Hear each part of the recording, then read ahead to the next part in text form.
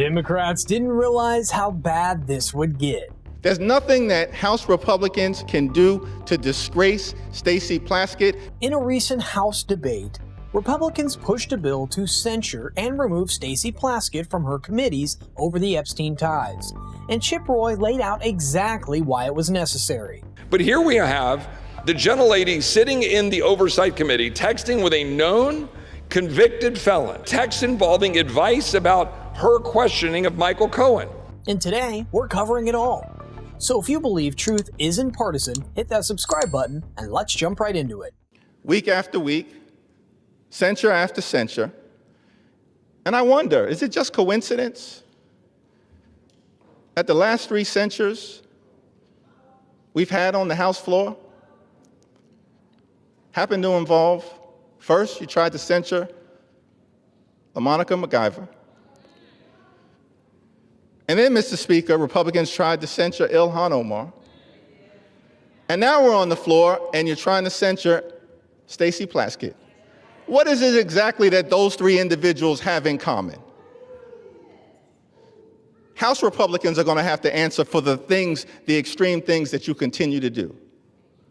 And the American people know this is a phony majority. It's a fake majority. It's not a real majority.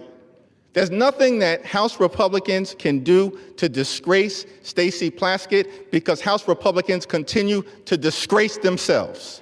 For context, after the latest batch of Epstein emails came out, Democrats rushed to paint Trump as some kind of accomplice with zero shred of evidence. What they didn't expect was that a few of their own sitting members of Congress would get exposed in the process. One example was a Democratic fundraiser contacting Epstein's assistant in 2013 to invite him to an event and arrange a chance to meet Brooklyn Barack, aka Hakeem Jeffries. Then, you had the text between Stacey Plaskett and Epstein during the 2019 House hearing, where Michael Cohen was being questioned. And just to put into perspective how these messages unfolded in real time, the Washington Post put together a video with timestamps, so let's take a look. This was when Barack Obama was president of the United States. And while we were once driving through a struggling neighborhood in Chicago, he commented that only black people could live that way. Attorney-client privilege, yes, I will turn it over. You, as my friend Mr. Meadows pointed out, misled this committee even today in a written submission that contradicted your testimony. You have suggested you are going to review that. Are you going to review it in our next break to correct the record, yes or no? Yes. Question, you helped out the president's campaign or were involved in the campaign as a representative, as a spokesman, even in your words today. It was your idea for the campaign dating back to 2011. Is that accurate, yes or no? Yes. Mr. Weisenberg and other individuals, Ms. Rona. Who are those individuals? Are they with the Trump organization? They are. Are there other people that we should be meeting with? So Alan Weisselberg is the chief financial officer. You got to quickly give us as many names as you can so we can get to them. Yes, ma'am. Is Ms. Rona, what is Ms. Rona's position? Rona Graff is Mr. Trump's executive assistant. And would she be able to corroborate many of the statements that you've made here? Yes, her office is directly next to his. Mind you, this happened 4 months before Epstein was arrested the second time. And there were already plenty of articles outlining his 2008 case. Outlets like The Independent and The Guardian had covered it in detail, so it's not like the information was hard to find. What makes this even worse is that Stacey didn't acknowledge the messages at first. Later, her spokeswoman told CNN, as a former prosecutor, she welcomes information that helps her get at the truth and took on the GOP that was trying to bury the truth.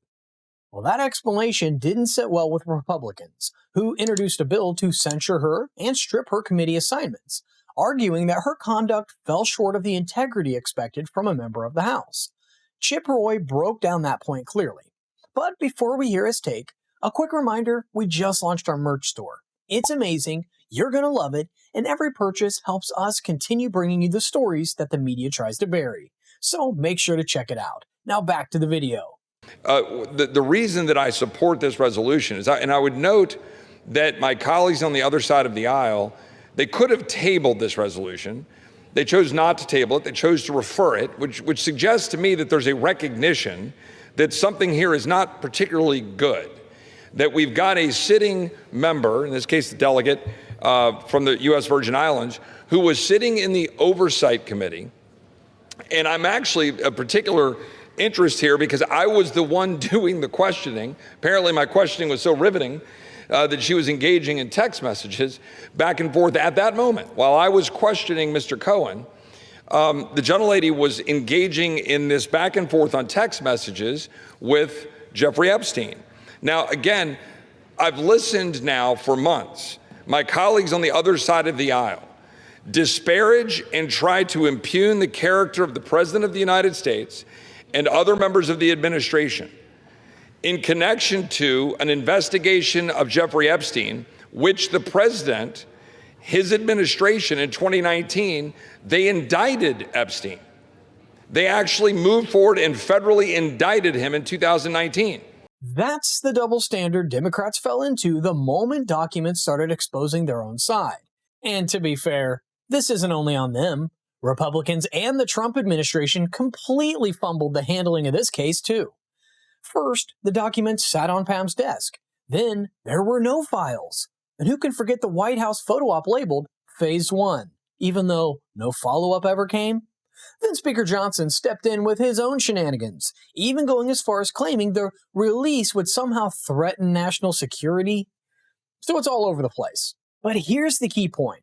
If Democrats truly took this issue as seriously as they say, censuring Plaskett would have passed unanimously. Because by their own logic, Trump is guilty by association, yet somehow Stacey shouldn't be viewed through the same lens.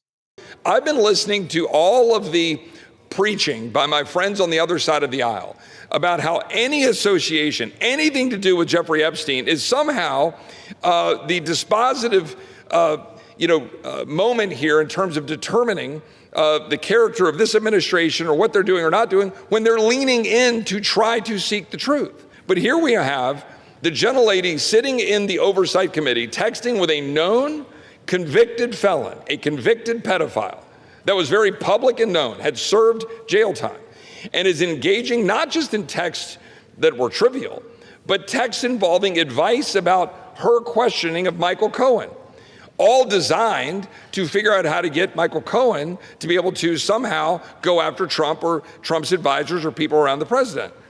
That, to me, is what we talk about with censure, which is contemplated, of course, in our rules and in the structure. The gentleman talked about the Constitution. We're not removing her. We're simply saying censure, that is conduct unbecoming of a member of the United States Congress. Those are some solid points. The whole victimhood narrative Jeffries pushed falls apart the moment you apply the Democrats' own logic. And as expected, the uniparty moved faster. Plaskett wasn't censured. 3 Republicans voted nay, and another voted present. It definitely had the feel of a backroom deal, especially since Corey Mills was facing censure attempt as well. And 104 Democrats helped Republicans block that too. We're covering the Mills situation in tomorrow's video. So let me know in the comments your thoughts on Plaskett's story. Don't forget to like and subscribe, and remember, keep thinking.